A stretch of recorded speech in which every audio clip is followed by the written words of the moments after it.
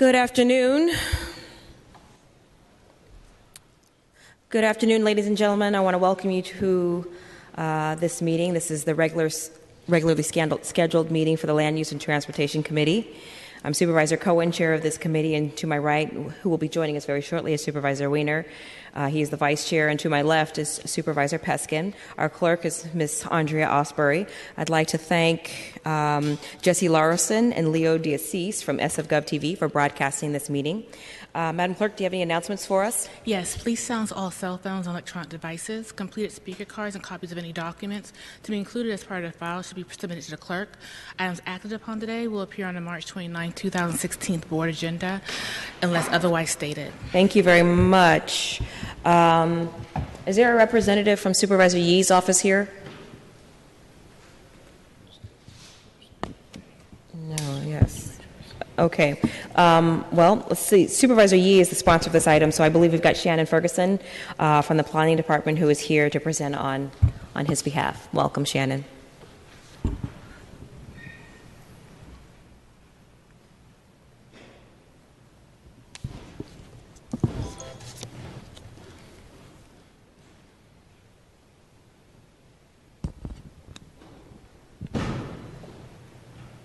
Good afternoon. I'm Shannon Ferguson, Planning Department staff. I'm here today to present the proposed landmark designation of the Cowell House, located at 171 San Marcos Avenue in the Forest Hill neighborhood.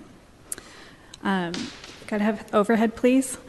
The Historic Preservation Commission added the Cowell House to the landmark designation work program on June 15, 2011. The HPC initiated landmark designation on July 15, 2015. On September 16, 2015, the HPC conducted a site visit of the exterior and interior of the property, and on October 7, 2015, unanimously voted to recommend landmark designation.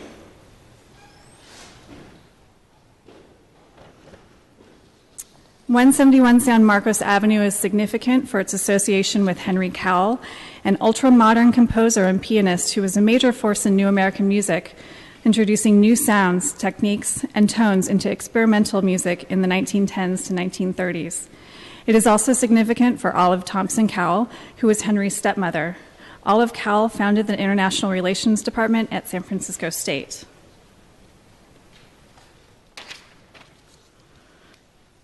Olive Cowell commissioned the house as her private residence. Her influence is reflected in the building's modern design. She hosted frequent receptions and performances of intellectuals, writers, and musicians, including Henry Cowell's New Music Society, in the living room of the Cowell House, which was designed with the acoustics of such performances in mind. The Cowell House is also significant as the first modern single-family home constructed in San Francisco, and as the work of master architects Morrow & Morrow. Irving Morrow was the designer of the Golden Gate Bridge. His wife and partner, Gertrude Comfort Morrow, was a pioneering female architect. The house is a rare extant example of Morrow & Morrow's significant work and is their most influential collaboration.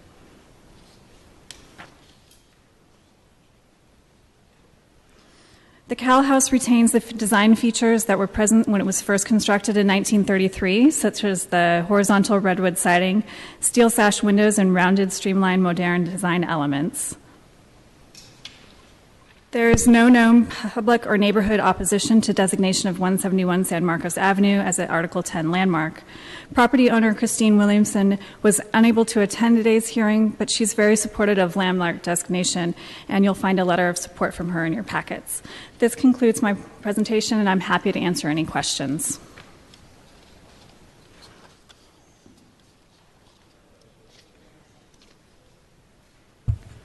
All right, thank you very much. Let's go ahead and take public comment on this item.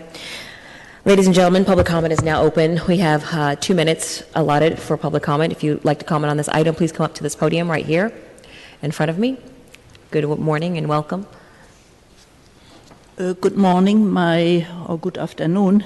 My name is Inge Horton, and I'm speaking in support of the landmarking.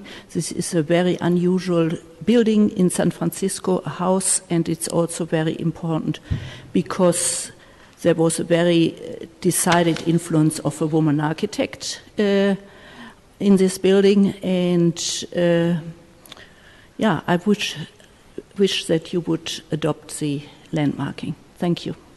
And Ms. Horton, were you involved in the creation of the case report for this landmark designation? I can't say that whether they used my book in which I have written about Gertrude Morrow. Thank you, Inga. Thank you. Are there any other members of the public that would like to speak on this item number 1? Okay, seeing none, public comment is closed.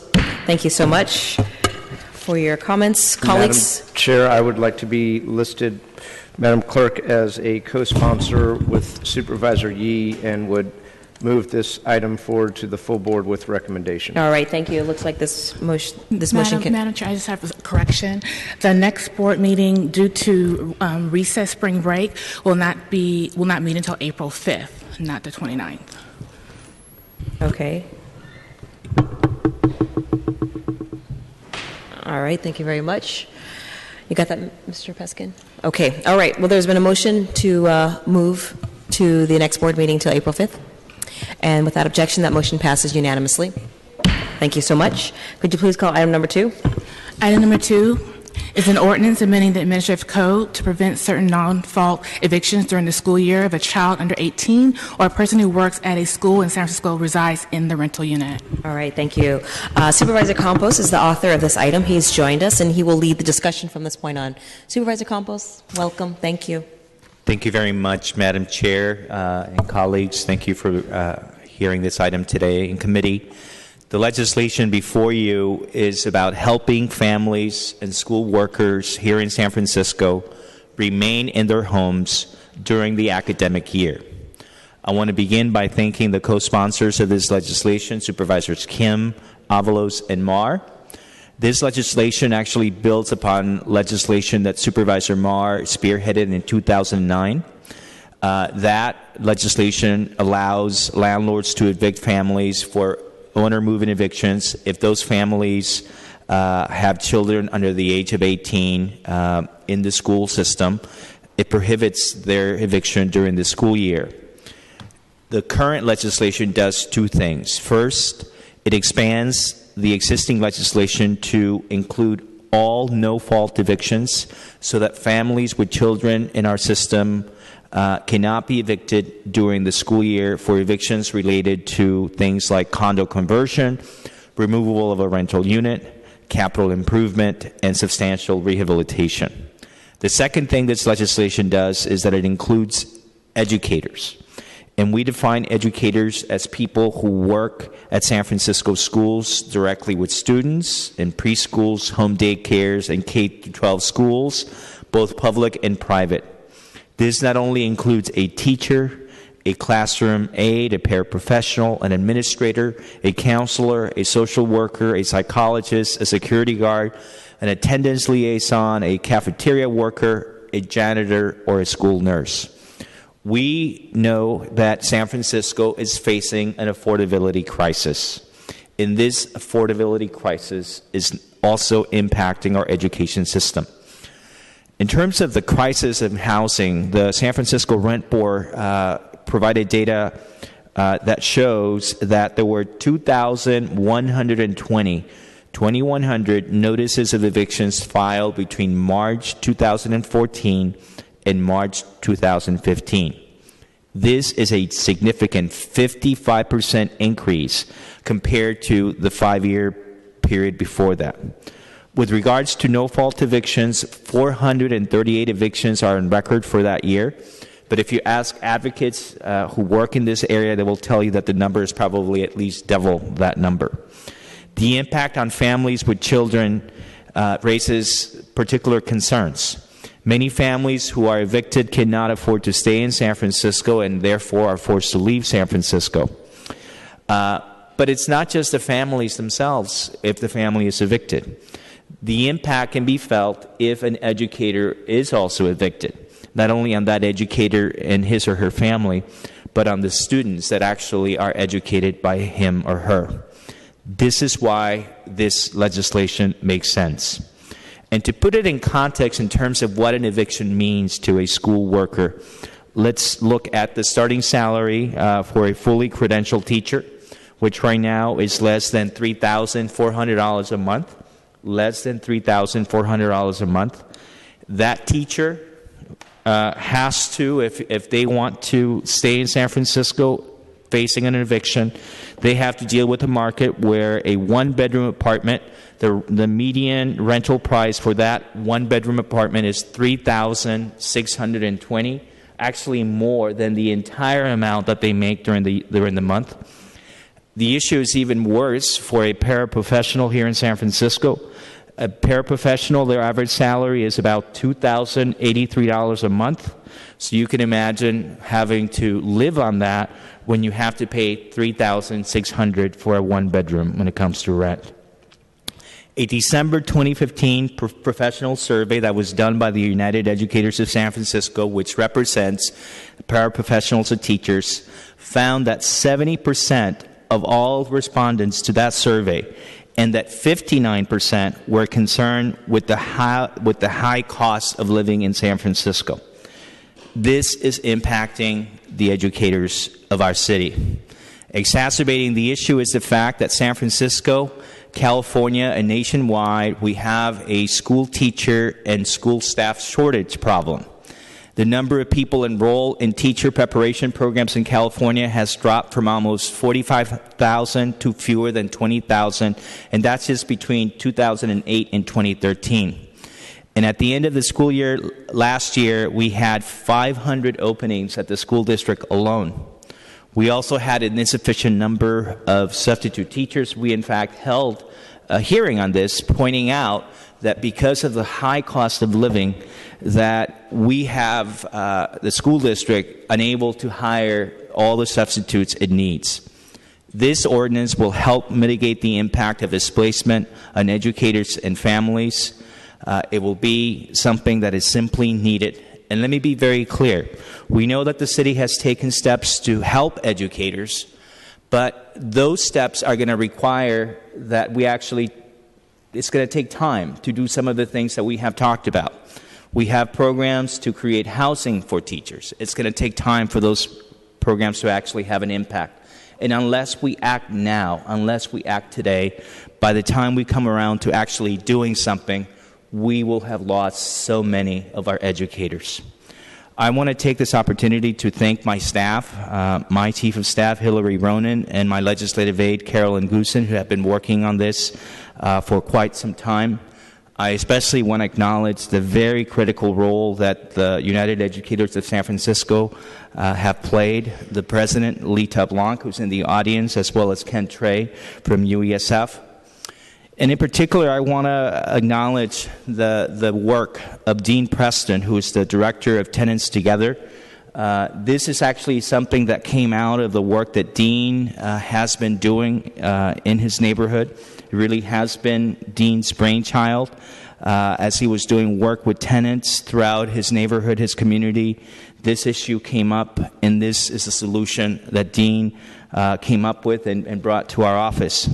I also want to thank the Youth Commission for unanimously supporting the legislation. I also want to acknowledge members of the Board of Education, Commissioners Sandy Lee Fewer and Commissioner Matt Haney, who is here today. I know that they have drafted a resolution that will be coming before the Board of Education at their meeting tomorrow. Colleagues, I believe that we need to act now to address this crisis, because this housing crisis, unfortunately, has created another crisis in our education system. I respectfully ask for your support, and unless you have any comments or questions, I would turn it to public comment. Thank you, Supervisor Campos, for your opening remarks. Ladies and gentlemen, it's that special time in the program where we allow public comment to happen. 2-minute intervals right here. Please come, share your thoughts with us.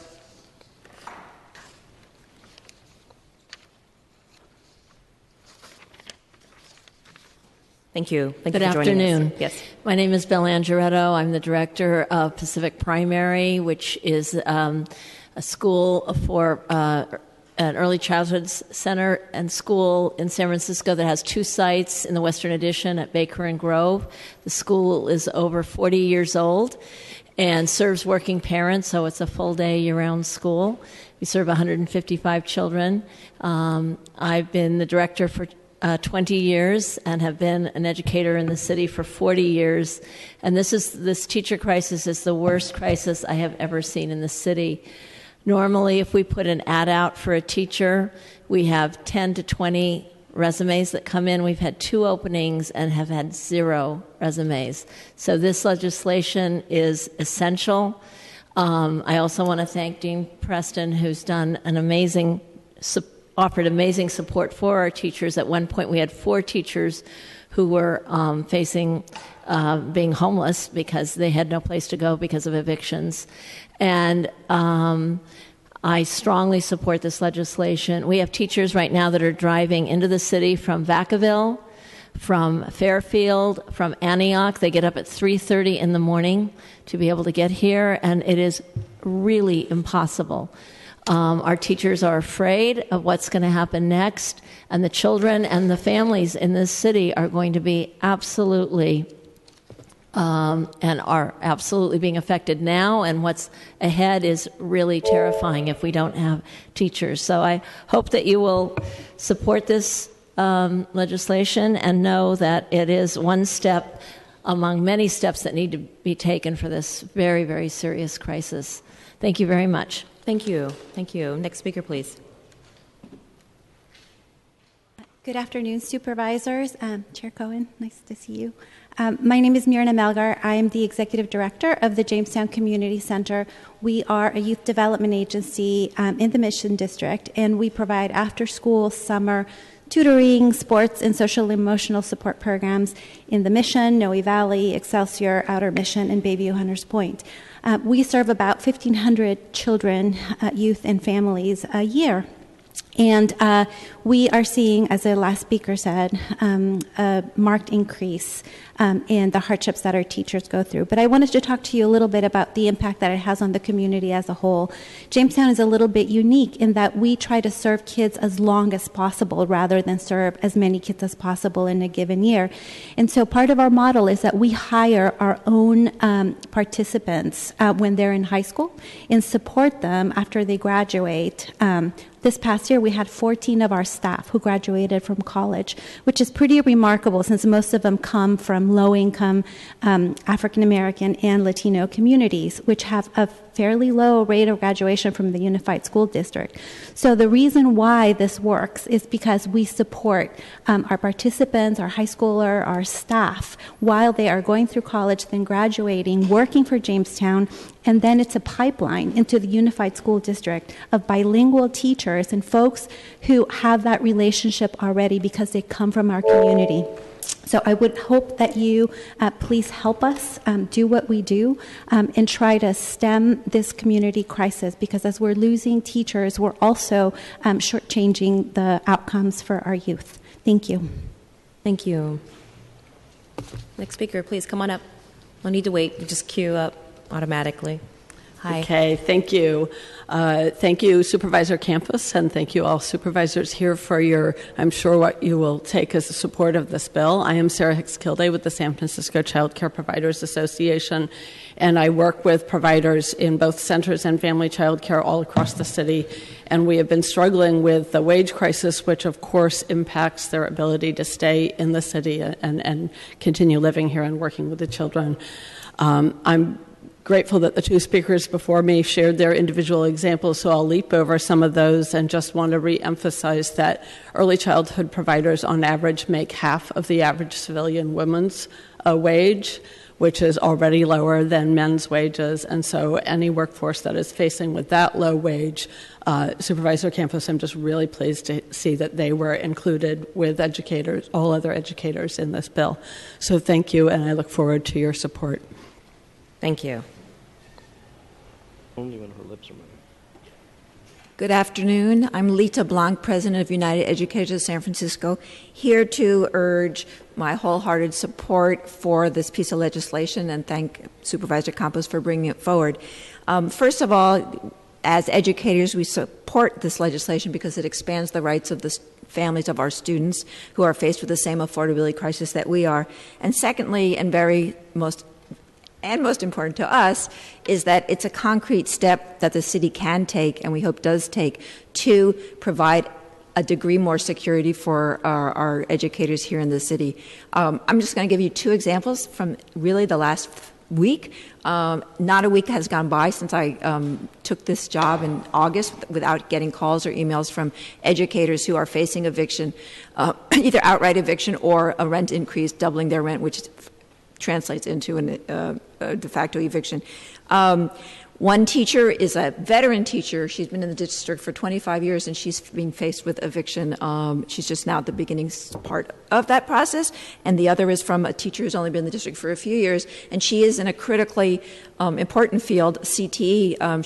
She's a computer tech teacher, and she said, I do not know what I'm going to do come June. April 30th, when I won't have a place to go. This legislation will prevent at least that degree of insecurity during the school year, and my understanding is that it will serve as a big disincentive for evictions in general for our educators. And thank you very much. And that's it.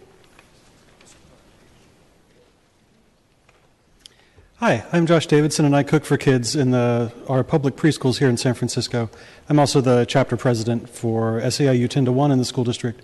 We represent custodians, school secretaries, cafeteria workers, folks that do building safety inspections. And it's our median member makes about $1,700 a month.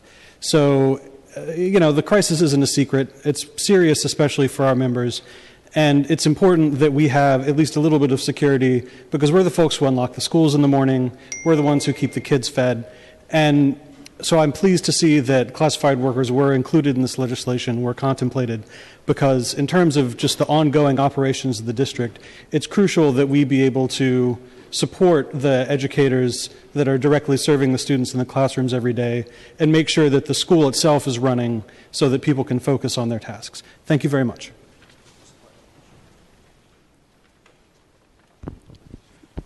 Hi, Jennifer Fieber with the San Francisco Tenants Union and also the Anti-Eviction Mapping Project.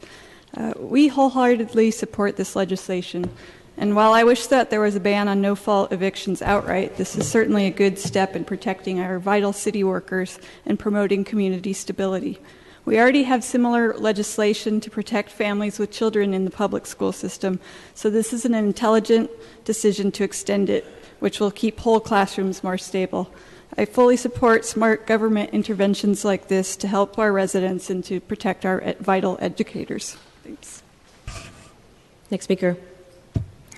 Good afternoon, Madam Chair and Supervisors. Matt Haney, President of the Board of Education. I want to express my very strong support for this legislation and thank Supervisor Campos for bringing it forward. I think at the very least what we can ensure as a city is that our educators who work hard with our youth every day don't have to face the threat of eviction, don't have to face the threat of losing their home in the middle of a school year. I know that as President of the Board I get to visit schools every week on a regular basis, and this is an issue that's coming up more and more. This morning I was at Gene Parker Elementary, which is in Supervisor Peskin's district. And the principal there told me when I asked him what we could do to better support his school, he didn't say more books, he didn't say more resources. He said do something about this housing crisis that we're facing and that our teachers and staff are facing. If there's a way that our teachers can live in San Francisco, that our educators can stay here without a threat of eviction, it serves our entire school community. And if we're being asked to build school communities that are truly thriving, that are stable, that have the continuity that are necessary for all of our children to be successful, it's going to take creative problem solving, I think, that's reflected in this legislation that allows us to have educators that can create homes here, have stability here, and build school communities that are successful. So I'm very strongly supported personally. Our school board is putting forward a resolution which will be considered tomorrow evening. I hope to be able to report back to you in a letter the support of the entire school district, and I'm thankful for all of the hard work of the folks behind us. I think this is the very least that we can do for them, and I hope you support it. Thank you. Next speaker. Supervisors, thank you. Madam Chair and Supervisors, and especially Supervisor Campos. and especially for including family child care. There are about 730 licensed family child care in the city, and about half of them own and half of them rent, and you can guess that the ones that rent are afraid. Some are in the process of being evicted, and some have left.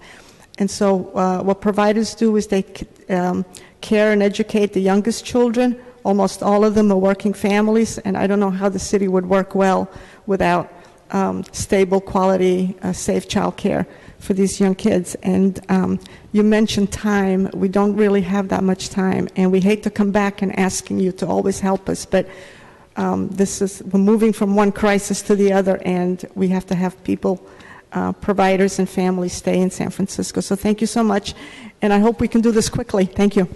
Thank you. Next speaker. Hello. Excuse me. My name is Michelle Lundy. Oh, sorry. And I'm a retired family child care provider from Glen Park. I had a program for 33 years, which is one of the reasons I can be here when other family child care providers can't. You know, I'm fortunate to have bought my house when it was $35,000 in Glen Park, and that allowed me to have lower fees for the kids. But so I was fortunate in that, but I'm just very, alarmed at how many family child care providers are losing their homes, the 50% that rent, and we care for the youngest and often the most vulnerable. And so anyway, I want to thank you very much, and especially you, Supervisor Campos, for including us. Thank you. Thank you, Supervisors, and especially Supervisor Campos, for introducing this legislation. I'm Deepa Varma from the San Francisco Tenants Union, and in my years of being an eviction defense lawyer, I have seen firsthand numerous cases where families with children personally benefited from the existing law and were able to transition or calm the panic in order to keep their kids from failing out that year, and were able to enter the school system the next year without a crisis. In this, I've also seen firsthand, time and time again, the panic period that people experience when they get an eviction notice. And to be able to keep that from impacting the entire school community across San Francisco, to mitigate that just a little bit, makes a really big difference. It's not everything we'd like to see at the San Francisco Tenants Union in terms of tenant protections, but it is something that you can do now to make things a little bit better. Thank you. Thank you. Next speaker. Good afternoon, Supervisors. Dean Preston, District 5 resident, parent of school-aged children, and tenant advocate. And thank you, Supervisor Campos, for authoring this legislation, and to the co-authors, and particularly to Supervisor Marr for planting the seed for this legislation back in 2010 that hopefully the board will now expand upon. I hope we can all come together on this. I think everyone recognizes the crisis in teacher housing as well as family housing in San Francisco. We need to ask ourselves what kind of city we are if we cannot house our families and if we cannot house our educators. And while we build plans to create affordable housing opportunities for educators in the future, we need to protect those who are affordably housed now, and that means doing everything within our power, as Supervisor Campos' legislation does, to protect educators from eviction. I want to echo something that Deepa just said. The enormous amount of stress that anyone who faces eviction is under. And think about the enormous amount of stress that families and our educators are already under, even without an eviction. For educators with low salaries, with struggling to afford this city, and with the hard work of taking care of and educating our youth. Adding an eviction on top of that makes that stress unbearable, and the least we can do as a city is make sure that that does not occur during the school year and disrupt the school community. Thank you. Thank you. Next speaker. Hi, my name is Tony Robles. I represent Senior and Disability Action. There's an excellent book on teaching by the late Frank McCourt I recommend you to read it. It's called Teacher Man. It's an excellent book. It'll give you an appreciation for that profession. I grew up here. I went to various schools. I went to Cabrillo, George Peabody, Roosevelt, Mission, George Washington. And we had teachers that lived in San Francisco that had a stake in this community, teachers such as Betty Saunders and my speech team teacher at George Washington High School by the name of Sanford Chandler, who still lives here in the community. And my writing, my career as a writer, I owe much to that teacher. The fact that we have teachers that are commuting from out of town, waking up at 3:30 in the morning is totally unacceptable. Teachers have to be given consideration for the job that they do, priority. Why else would they take a job that pays so little unless they really want to do that job, that they see a need to fulfill a community mission for doing a job like that? So I appreciate Supervisor Campos for bringing this legislation up. We thoroughly support it. And again, please read the book Teacher Man by Frank McCourt. It's a wonderful, wonderful book about his 30-year career in teaching in New York City, and it'll give you a very poignant, graceful insight on the difficulties of that job. Thank you. Good afternoon, supervisors. My name is Kevin Bogus. I work at a nonprofit with children and families here in San Francisco, and I'm a San Francisco native, born and raised here. And I'm here today to ask you to support this legislation. Teachers play a very vital component in educating our young people and preparing them for their futures.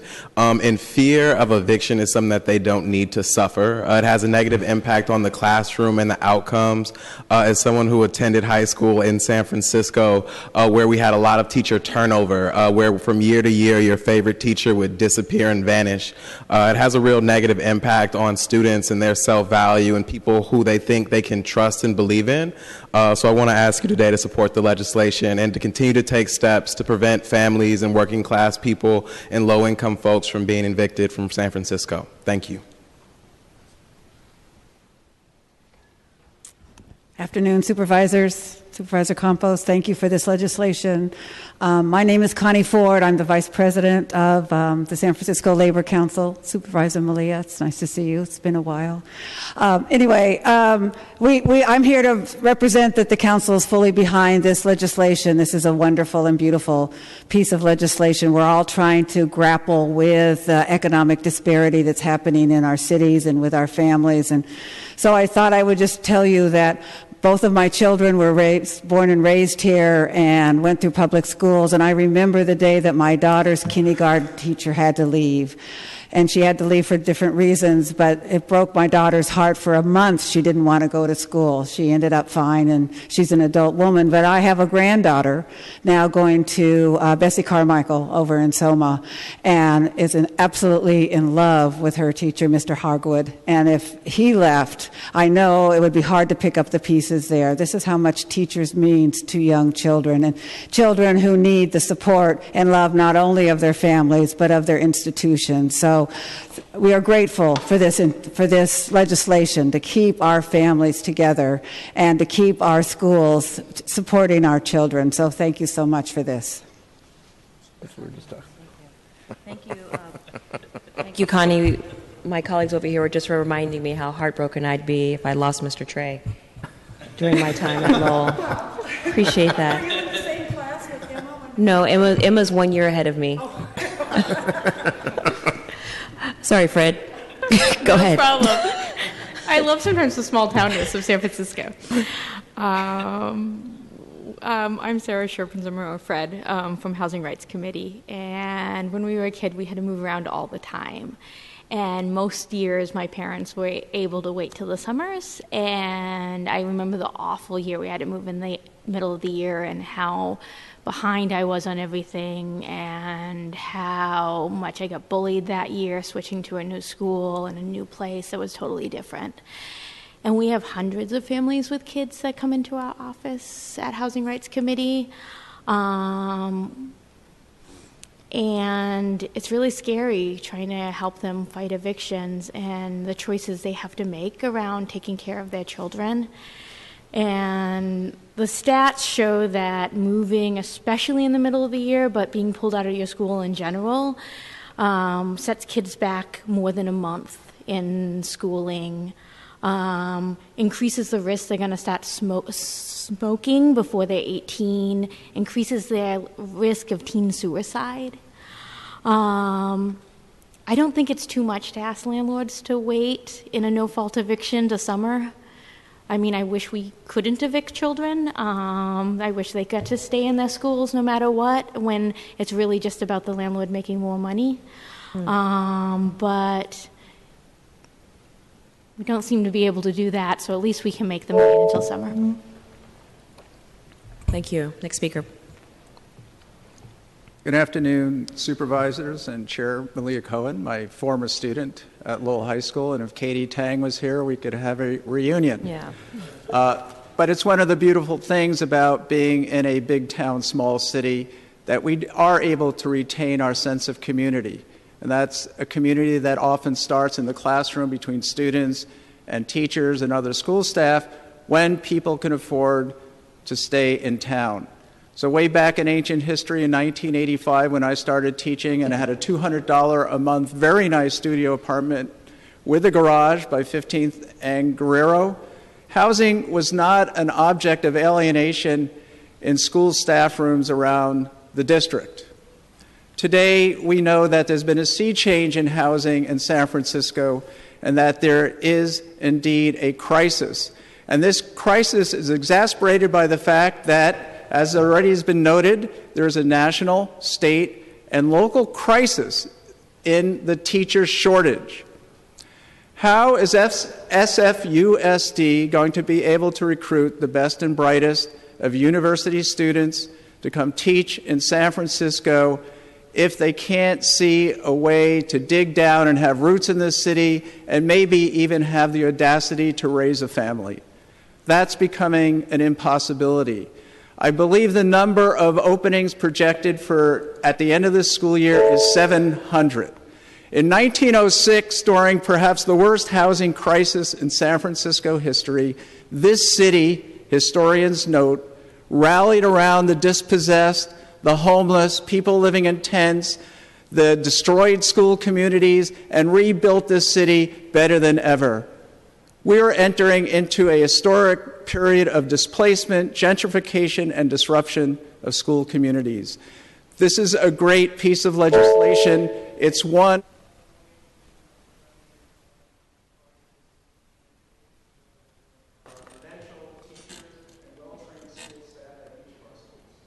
Thank you. Next speaker, please.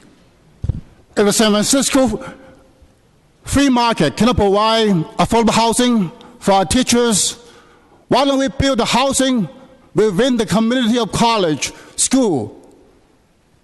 Students do have dormitory.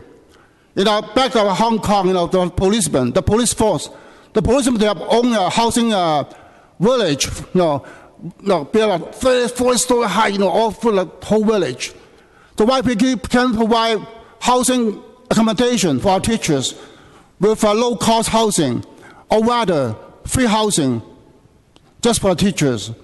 See, as a teacher, they work for like a non-profit organization of career, see, to lead our children with the energy of creativity, activities, on something with fullness, attainment, achievement. So they should guarantee themselves with their security, especially when they can live close to the college, schools. They have more time to plan for their curriculum, for the children, for the students. Thank you.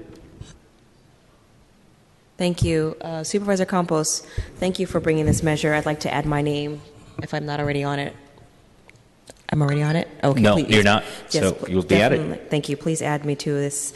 I want to acknowledge the educators that came and spoke out. Thank you. I appreciate you coming and sharing your perspective and the urgency.